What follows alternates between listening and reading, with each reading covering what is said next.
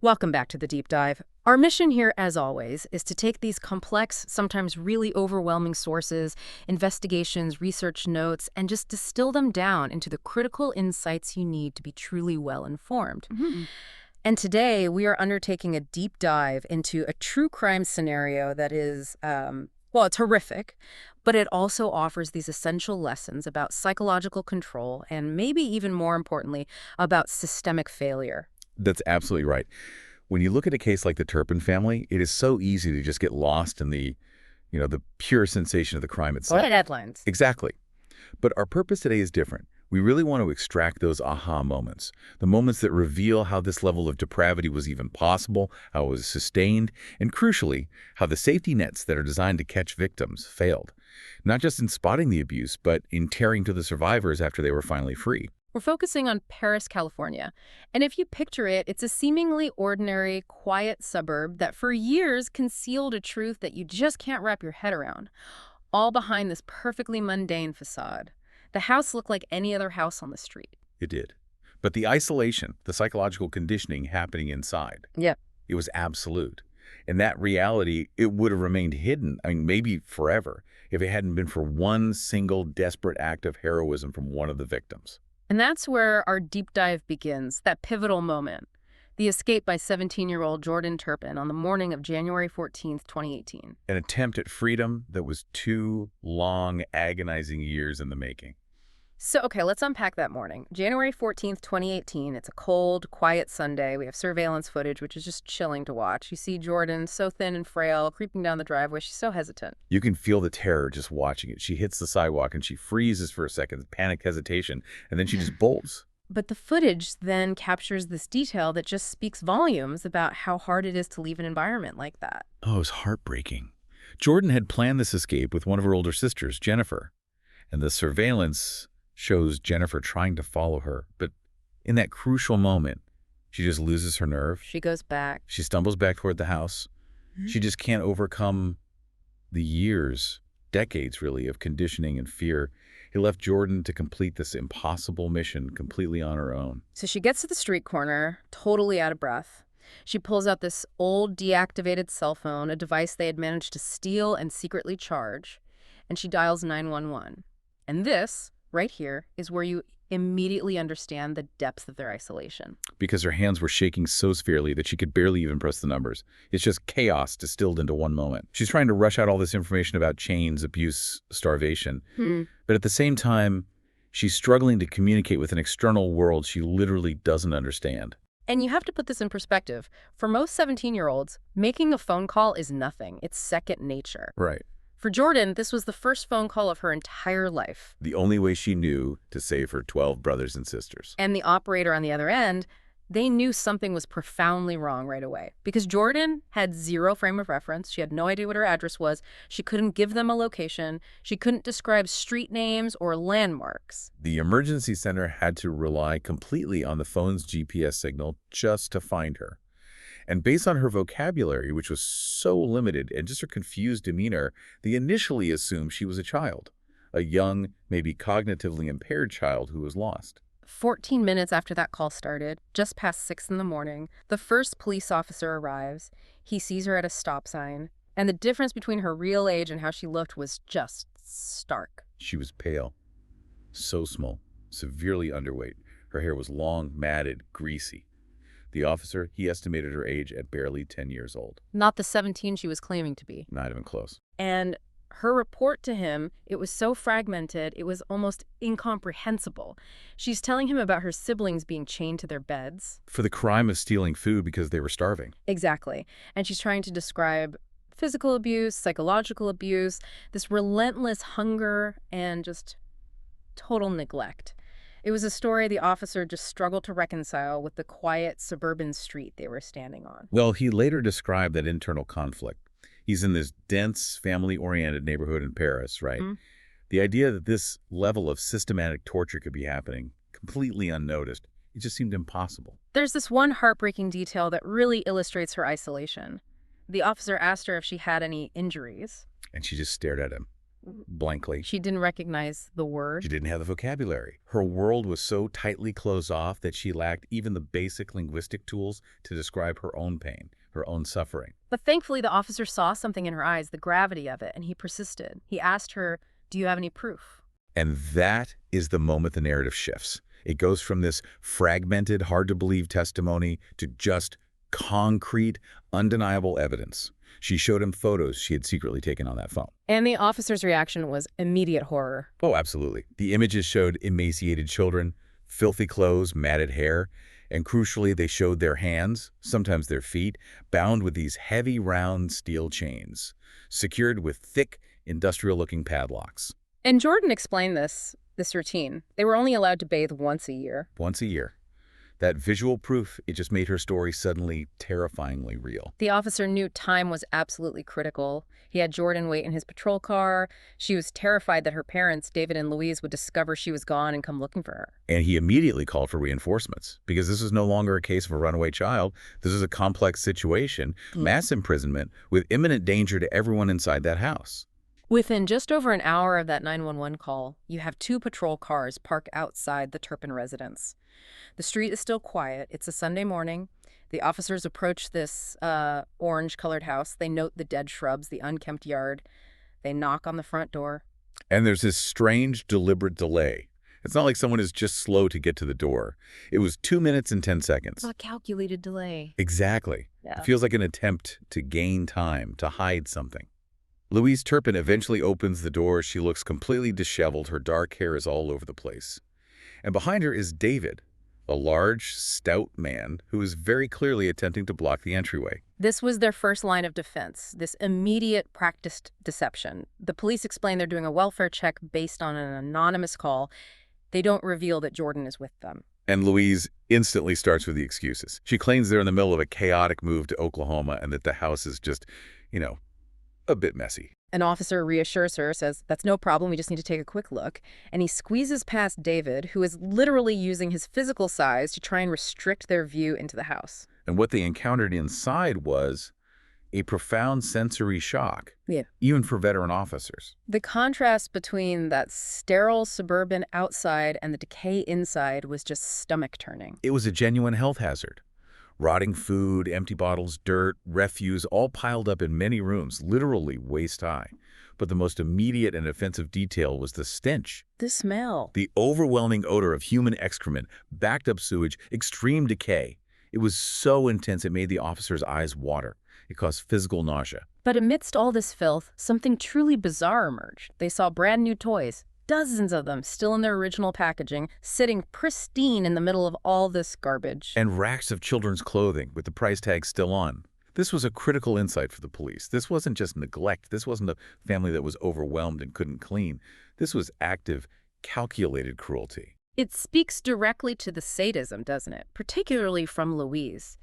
She had this ritual. She loved buying clothes and toys, putting them in the house, but then actively forbidding the children from ever touching them. It's a form of psychological torture. Yeah. You're parading these desirable objects right in front of your starving, abused children who are forced to live in absolute squalor. It's unbelievably cruel. And that taunting behavior, it extended to the most basic need of all food. Both David and Louise would buy delicious, highly appetizing food, cake, candy, take-out pizza, and they would sit there very conspicuously and eat these things right in front of their starving children without sharing a single bite. It wasn't just about withholding food. It was about weaponizing hunger, Well, devising control. Exactly. So the officers pressed deeper into this small 200-square-meter house. Most of the windows were blocked, so it was dark. They find 2 small rooms in the back where some of the children were housed in bunk beds. In one room, 2 small girls were found just cowering on the filthy carpet. They were staring blankly. Their eyes just showed this profound fear and social deprivation.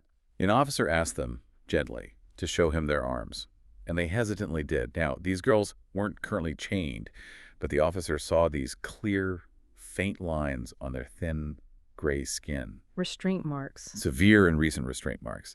This confirmed Jordan's photos. This cemented the reality of what was happening. The children were so wary, so distrustful, they weren't giving any verbal answers. But then one child silently pointed toward a wall closet. And the officer opened it. And there they were, stacked on the floor. The heavy steel chains and the padlocks that David and Louise used to bind their own children. While one officer was securing that evidence, another one noticed David Turpin's behavior. He was getting more and more strained. He was strategically positioned in the main hallway, almost fused to the wall, clearly trying to hide a specific door with his large frame. Trusting his gut, recognizing the urgency, the officer just pushed past David. He opened that door. And that's where he made the definitive discovery. Lying on the upper bunk of a rotten, filthy bed was a small, thin boy. He was secured to the bed frame with heavy steel chains and padlocks around both his hands and his feet. His pajamas were so caked with dirt that you couldn't even tell what the original pattern was. And the intervention was instantaneous. Police immediately started freeing the remaining children. David and Louise Turpin were arrested on the spot and led out in handcuffs. And here's the final, just shocking element of that initial discovery. When all the siblings were lined up and their parents were led past them, they all looked like minors. Many of them looked like they were barely 10 years old. But they weren't. No, it was quickly realized that 7 of them were actually adults, ranging in age from 18 to 29. The youngest victim rescued that day was just 2 years old. That revelation just underscored not only the extreme physical stunting, but the depth of the legal and moral horror of what had been happening in that house. The 13 siblings were immediately rushed to the hospital. They stayed there for the next 2 months. And the medical report on their condition upon arrival, it reads like a chapter of medical horror. It details the long-term systemic damage inflicted by years of starvation and immobilization. The list of physical damage is it's extensive, and a lot of it is permanent. It speaks to this sustained, deliberate cruelty. We have to start with the severe emaciation and stunting. Jennifer, the oldest sister, who was 29 years old, weighed only 37 kilograms. That's about 81 pounds. For a 29-year-old woman. It's skeletal. All of the siblings were severely underweight, and their physical development was permanently stunted. They were significantly too small for their actual ages. The majority had trouble just walking because of extreme muscle atrophy from years of, well, lack of movement. And beyond the physical decay you could see, the neglect had these profound cognitive and developmental consequences. Oh, absolutely. Because of the extreme isolation, their vocabulary was incredibly limited. They had received absolutely zero formal education. Their general knowledge base was assessed as being barely equivalent to that of a third grader. And this wasn't just a lack of schooling. This was a deprivation of the basic human interaction that is necessary for cognitive development. And the medical issues went so much deeper than the superficial signs. Doctors documented serious, life-threatening internal damage. That includes heart damage resulting directly from prolonged, severe malnutrition. And the physical stunting was horrifyingly specific. I remember reading that one adolescent girl had arms as thin as what doctors would expect to see on a 4.5-month-old baby. Yes, and furthermore, all 13 siblings were diagnosed with neuropathy. That's significant disease or damage to the nerves. It's a direct result of years of nutrient deficiency and neglect, and it leads to chronic pain and mobility issues for the rest of their lives. So, while the children are beginning this long, painful recovery, investigators are trying to piece together the parents' mindset. I mean, the big question is why. When David and Louise were questioned, they offered no coherent answers, no recognizable remorse. Louise, in particular, seemed just deeply confused. She acted as if she genuinely wasn't aware that her treatment of her children was abnormal or wrong. Which points to this profound, distorted reality she was living in. Exactly. She didn't perceive her actions as abuse or torture.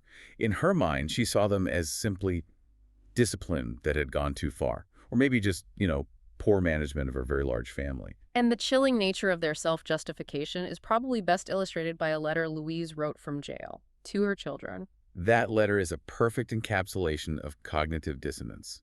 She wrote, and I'm paraphrasing here, "Dad and I love you so much. We are so sorry for what we did wrong, and we are slowly starting to understand what we did wrong." Okay, so she's acknowledging something was wrong. In a way. But then she makes these calculated promises.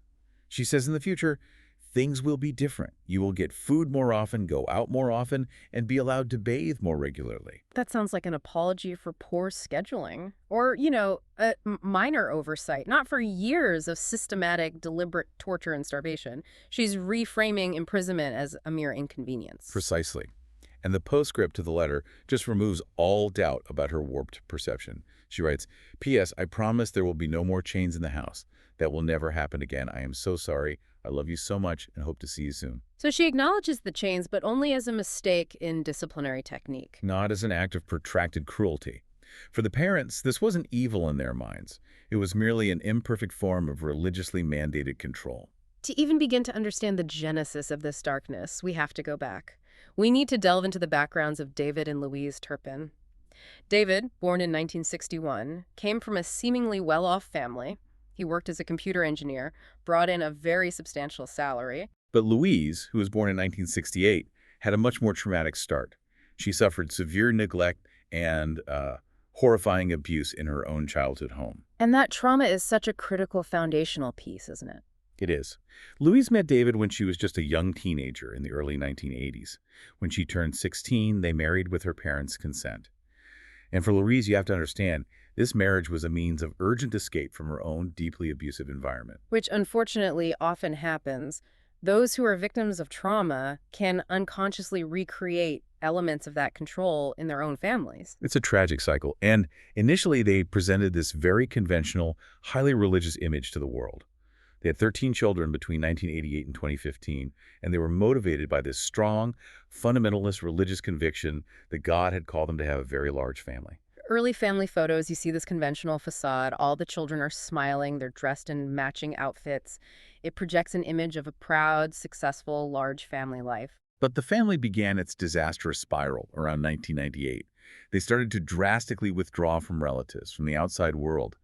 And while the stated reasons were religious, a likely catalyst was massive financial problems. Right. Despite David's large salary, they lived significantly beyond their means. They were accumulating massive debt. And isolation often begins as a means to hide that kind of financial distress and shame. It was also in 1998 that David and Louise pulled their 8 children out of public school. The pretense was homeschooling. But the homeschooling was a complete, calculated farce. It was an immediate means of evading any kind of social control. Instead of teaching them, they just coached the children on what grade level to claim if anyone outside the family ever asked. So this was the true beginning of total systemic isolation, a deliberate deception to remove the children from any mandatory external contact. Yeah. No teachers, no school nurses. No one to check on their well-being. And the physical abuse truly escalated when they moved to rural Rio Vista, Texas. It's a tiny, secluded community, only 10,000 inhabitants. Moving to such a remote area allowed them to completely escape the oversight and scrutiny that a more populous community might have imposed. And that's where the control became fully defined. The restraints evolved from simple ropes in the early days to those heavy industrial-grade steel chains and padlocks. And the rules were cemented. The children were fed only once a day, they were allowed to wash only once a year, and they were often chained for weeks at a time for the most minor infractions. And to really cement their total dominance, the parents padlocked the refrigerators and all the food cabinets. They controlled their children's very survival. And we have to underscore this devastating missed opportunity that happened in Texas around 2010. Jennifer, the oldest daughter, actually managed to escape the house. A neighbor found her on the roadside. It was a heartbreaking failure of communication. The neighbor saw an emaciated girl, but because of Jennifer's severe malnutrition, her profound lack of social skills, and her non-existent formal education, she was unable to articulate the depth of her suffering. So the neighbor misinterpreted it? Tragically, yes. The neighbor misinterpreted her communication difficulties as an intellectual disability, and believing she was doing the right thing, she returned the distressed girl right back to her abusers. Just weeks later, the Turpins packed up and moved across the country to Paris, California, to start their new hidden life. In their abandoned Texas home, it was discovered to be a scene of just utter destruction. A nightmarish mess of rotting food and filth, infested with feral cats and rats. And here's a heartbreaking cycle of missed opportunities. Oh. Despite seeing the horrifying, unlivable condition of that abandoned home, the former neighbors in Texas chose not to alert the authorities. Why? They just thought it was the messiness of an unusual family. And that silence, that failure to act, ensured that children's suffering would continue for 8 more years in California. Let's shift our focus to the engine of this atrocity. What kind of psychological cocktail causes 2 parents to inflict this kind of multi-generational systematic torture? Well, based on the clinical reports we have, we can analyze the parental psychology. Louise was diagnosed by her psychiatrist with histrionic personality disorder, or HPD. HPD, okay, what does that mean exactly? It's characterized by an overwhelming need to be the center of attention and validation. Individuals with HPD are often theatrical, dramatic, and highly manipulative in their relationships. So how does that manifest in something as bizarre as the Turpin family? I mean, we see the matching clothes, the extreme religious presentation. How does that tie back to an attention disorder? It connects directly to that need for external validation. People with HPD often have superficial emotional lives, but they need constant affirmation that they are exceptional. The matching outfits, the public claim of having 13 children called by God, that carefully curated family image, that was their performance. A show for the world? Exactly. A charismatic but manufactured front to signal to everyone, look how special we are. In private, the sadism and control were simply the dark side of that same need. If they couldn't control the world's perception of them, because of their debt and isolation, they would establish absolute total control over their immediate environment, their children. And combined with that desperate need for validation, the parents exhibited these clear signs of narcissistic abuse and just pure sadism. Absolutely. The narcissistic abuse was in presenting themselves as these exceptionally loving, God-fearing parents while simultaneously depriving their children of the most basic necessities of life. The sadism is evident in the calculated nature of that deprivation. Right. The taunting with food and toys. They derive pleasure from that control over life and death. Wow. Binding the children, intentionally starving them, forcing them to watch the display of things they couldn't have. They use their complete authority to establish this closed, totalitarian system where their dominance was absolute, fulfilling their own psychological need for power. And this horrific system was protected internally by what's called cognitive dissonance. Self-justification. They genuinely had to believe they were good parents. This is the crucial defense mechanism. Both David and Louise had to internally view themselves as loving yet strong disciplinarians. They were not monsters in their own minds. They were merely strong parents raising their children under a strict, divinely guided code. David's statement in court really illustrates this denial perfectly. He claimed his homeschooling, which we know was non-existent, was done with good intentions. He insisted, I wanted to never harm my children. I believe they love me. They co-opted religious conviction to legitimize their extreme isolation, making themselves believe their extreme parenting was divinely ordained. This closed internal reality just blocked out any external moral critique. This psychological environment had a direct, devastating impact on the victims, ensuring they stayed trapped. Let's talk about that psychological fallout, starting with learned helplessness. Learned helplessness is a textbook outcome of this level of control. The environment was totally unpredictable, and the children were punished relentlessly, often violently, for the smallest infractions, especially stealing food, which was just an act of survival. So this constant, overwhelming control, what does that do to a person's psyche? It leads to a psychological state where the victims believe they have absolutely no control over their own lives or outcomes. They learn that struggling is useless. So, as a result, they passively endure suffering. Even after their rescue, this conditioning severely hinders their ability to make independent decisions or advocate for themselves because they're just used to being completely directed. And the isolation also created this unhealthy, almost terrifying emotional dependence. Indeed. Because their parents were the only source of contact, the only source of food, the only human interaction that children had, they developed this intense emotional dependence on their abusers. We see signs of Stockholm Syndrome. Where small, positive gestures are seen as love. Exactly. Small, calculated positive gestures, like being briefly unchained or given a slightly larger portion of food, were interpreted as genuine love or kindness. They had no external social benchmark to understand that their situation was utterly abnormal. In their reality, this was simply how family love worked. And finally, the long-term debilitating impact of severe post-traumatic stress disorder. Years of enduring extreme physical and psychological stress result in complex PTSD. These children lived in a chronic state of alarm, which leads to debilitating anxiety, flashbacks, panic attacks. Their fundamental ability to form trust was just compromised. They learned that the very people they were supposed to trust the most, their parents, were their greatest threats. Which makes establishing normal relationships almost impossible. Extremely difficult. They lacked basic social skills and trust in authority figures. The fact that some of the siblings struggle to speak to police or neighbors, it's less about shyness and more about the conditioned survival response of fear and dependency that the parents deliberately cultivated over decades. With the overwhelming physical evidence, the graphic photos from Jordan's phone, her testimony, the legal framework was set. The charges had to reflect the decades of systematic suffering they had endured. The charges against David and Louise Turpin were extensive, and they were aimed at securing maximum justice. They included multiple counts of torture, false imprisonment, child abuse, and abuse of dependent adults. And David also faced additional specific charges, right? Yes, including perjury. That was related to the bogus private school filings he submitted to the California Department of Education, where he lied year after year about providing an education. And it's important for you to understand the gravity of the torture charges under California law. It's one of the toughest sentences to secure. It is. California law defines torture as the intentional infliction of extreme physical and psychological pain, combined with false imprisonment. And in the Turpin's case, the physical evidence of the binding, combined with the extreme psychological cruelty of the starvation and the taunting. It met that legal definition unambiguously. So that placed them immediately in the most serious category of criminal defendants. It did, and the prosecution moved quickly.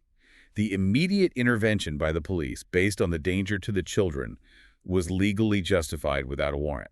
That's a key legal point. Because of the immediate danger. Right. The police established probable cause from Jordan's testimony and evidence, and the immediate exigent circumstance of children being held captive negated the need for a delay. The combination of the physical evidence, the victim testimonies, the medical reports, it made the case against both parents undeniable. So to avoid the risk of an even tougher sentence, specifically, life without the possibility of parole, David and Louise made a calculated legal move. They pleaded guilty to all the major counts: 12 counts of torture, 12 of child abuse, 7 of false imprisonment, and 6 of dependent adult abuse. This decision prevented a long, public, and traumatic trial for the victims, but it didn't spare the parents from a heavy sentence. No, it didn't. They were both sentenced to life imprisonment with the possibility of parole after 25 years. This timeline means that David, at 83, and Louise, at 76, could theoretically be released in 2044. But is that likely? Legal experts widely agree that parole is highly, highly unlikely to ever be granted, just given the exceptional severity and high-profile nature of this case. During the sentencing phase, the voices of the victims, now adults, were finally heard. In their statements, they revealed the enduring psychological damage and the really contrasting paths the siblings had taken toward coping with it all. It was a deeply revealing moment. One adult daughter actually testified on behalf of her parents, speaking of them with affection. She argued that David and Louise loved each other and every child. She tried to rationalize their behavior. She did. She explained their retreat from the world was because they were overwhelmed and they trusted God to guide them. She even offered this bizarre explanation that they used ropes and chains out of fear the children would consume too much sugar and caffeine. She ended by stating she believed her parents truly tried their best. That testimony just underscores the depth of the emotional dependence, the Stockholm syndrome we were talking about. It's a survival mechanism that requires her to rationalize the abuse as love or good intentions. Exactly. But then we heard the other side of the story, the path toward resilience, which came from another sister. Her statement was a powerful declaration of independence. She looked directly at her parents in court. And she stated, "My parents took my whole life away, but now I'm taking my life back." And as Louise Turpin wiped away tears on the defense bench, the young woman added this defiant line, "I am a fighter, I am strong, and I shoot through life like a rocket." It just highlights the two distinct responses to trauma: the internalized defense that protects the memory of the abuser, and the defiant resilience that refuses to let the past define the future. After enduring unimaginable horrors, you would hope, you would pray, that the Turpin siblings were finally safe. But tragically, the torture did not end for some of them with the arrest of their parents. And this is where our deep dive shifts into a shocking expose of systemic failure. The system that was meant to be their savior became another source of trauma. The post-liberation reality was devastating. In October 2019, 5 of the younger siblings were placed in a foster family home in Paris. Incredibly, within that home, they became victims of severe, renewed abuse. It's a profound betrayal of the state's promise of safety. It is. The accounts of abuse they suffered in the care of the foster parents, Marcelino Olguin and his wife, are chillingly similar to the abuse they had just escaped. The children were subjected to beatings with sandals and belts, hair-pulling, forced overeating. And disturbingly, they were also forced to consume their own vomit as punishment. Yes.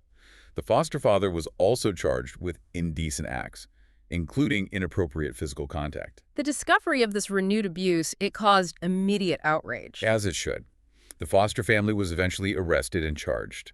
The foster father, Marcelino Olguin, was convicted in late 2024 for multiple counts, receiving a 7-year prison sentence. His wife and daughter were also convicted and received 4 years probation. The fact that the victims had to endure a second cycle of torture under state supervision is the most damning indictment of the system imaginable. And the failures extend far beyond that one abusive foster home. A 2021 investigation by ABC's 2020 special revealed further generalized systemic neglect by Riverside County Social Services. This is where the lack of planning and oversight truly hit home. The investigation revealed that some of the older siblings were actually living precariously, sometimes on the street, virtually abandoned by the system that was tasked with their care. But maybe the most shocking aspect involved the finances. The donation. Hundreds of thousands of dollars in public donations poured in, meant specifically for the Turpin children. But the siblings were denied access to that trust fund by a court-appointed guardian. It's absolutely incomprehensible. These victims, who were financially secure on paper because of public charity, were functionally destitute. Joshua Turpin reported that he was denied funds for something as simple as buying a bicycle. And Jordan Turpin herself, the hero of the escape, described the trauma of being abruptly discharged from a foster home with zero preparation. She was tossed into the world utterly lacking basic life skills, accommodation, or any knowledge of how to access food, transportation, or crucial medical care. She had survived her parents only to be failed by her saviors. Given these severe public accusations of negligence and repeated abuse under county supervision, Riverside County was eventually forced to take action. Yes. The county hired a private law firm to investigate the potential shortcomings and failures within the Social Services Department. They realized the extent of their liability and moral failure. And crucially, in July 2022, the Turpin siblings filed massive lawsuits against Riverside County, the Foster Family Network, and Childnet Youth and Family Services for negligence and for allowing them to suffer repeated abuse and profound neglect within the care system. Those cases are still ongoing. The fight for survival continues in the legal sphere. But the intense public scrutiny did force some long-needed policy changes to prevent this scale of failure from happening again. That is the necessary, though insufficient, legacy of this horror. The Turpin case led to intensified discussions and stricter guidelines nationwide for monitoring foster homes. And critically, tighter inspection controls were introduced for private and homeschooling programs to ensure children being educated at home are regularly checked by authorities. It was designed specifically to close the very loopholes David and Louise exploited for 2 decades. Exactly. And initiatives were also started to improve cooperation and mandated information sharing between social services, schools, and law enforcement. So, what is the status of the Turpin siblings today? The majority of them are now adults, and they're striving for self-sufficiency, navigating a world that still remains alien and challenging for them. They face an immense, continuous battle. All but one of the children are adults now, forced to build an entire life without the benefit of a normal social foundation, basic education, or cultural experience. The single minor child is reportedly in a stable, loving foster home now, finally receiving the care they need. It speaks volumes about the indomitable nature of the human spirit, that despite starting life with such profound deficits, no vocabulary, no social skills, severe long-term health issues, some of them are already achieving significant triumphs. That resilience, the ability to adapt and cope with severe trauma, is truly evident in their survival and their efforts to build new lives. We know some are pursuing higher education, trying to carve out a functional future for themselves. But others are understandably struggling. Of course. They're struggling to find their footing, burdened by a massive gap in experience and lacking the familial guidance most people just take for granted. The path to self-sufficiency is a continuous, uphill battle, burdened by trauma and a complete lack of a safety net. Psychologists have emphasized that despite the magnitude of the trauma, many of the children show these remarkable signs of post-traumatic growth. They absolutely do. But we cannot overestimate the ongoing need for intensive support. Professional, specialized therapy is crucial for processing the long-term issues: depression, anxiety, chronic attachment problems, and the fundamental difficulty of trusting others. especially authority figures who have repeatedly failed them. They need a stable environment, continuous access to specialized care, education, and social support to truly rehabilitate and catch up with the decades they lost. And a huge part of raising public awareness and securing critical support came from their difficult decision to share their experiences publicly. The 2020 special. In November 2021, that special, Escape from a House of Horror, aired, featuring Jennifer and Jordan. They spoke publicly for the first time about the abuse, sharing harrowing details and allowing the release of the police footage and photos that documented the extent of the cruelty. Jennifer called their childhood hell. And that act of publicly claiming their narrative was a critical step. It was taking agency back from their abusers and from the systems that neglected them. It highlighted the immense challenges faced by victims who must fight to survive even after being rescued. So, to synthesize this profound case, the Turpin family story is a chilling textbook example of severe family abuse, false imprisonment, and torture over decades. But its ultimate tragedy is compounded by the systemic failures that followed, both in providing adequate oversight to catch the abuse and, shockingly, in delivering competent post-rescue care. What stands out to me is the sheer scale of David and Louise's calculated deception and control, and how that deception was supported by their ability to exploit these major blind spots in public systems, the fake homeschooling, the remote moves. But the terrifying realization is that the children's ordeal continued, not at the hands of their parents, but due to the negligence and inadequate oversight of the very agencies that were supposed to be their saviors. They survived one hell only to be abandoned in another. Exactly. And that inadequate oversight is the final essential insight we have to take away today. The policy changes that were initiated after the Turpin case, they aimed to close dangerous loopholes.